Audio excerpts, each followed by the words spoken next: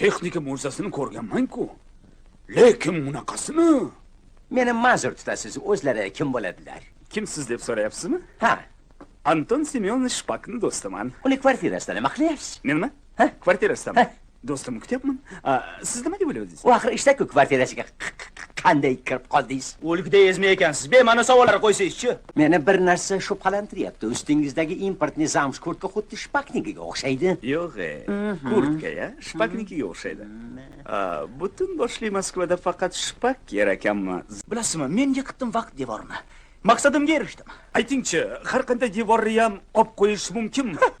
Birodar aziz, muncha menga tikilib qoldingiz. Men sizga tomosha qovoq emasman-ku. Qani familiyangizni ayting. Balki Shpakning kvartirasiga qaytmoqchidirsiz.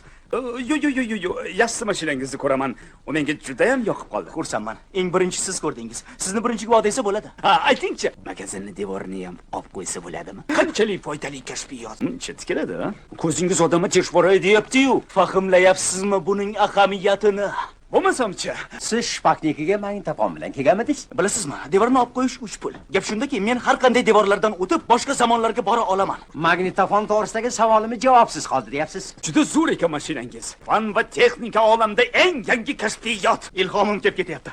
Biz hozir o'tmishga sayr qilib, qadimiy Moskvani ko'ramiz.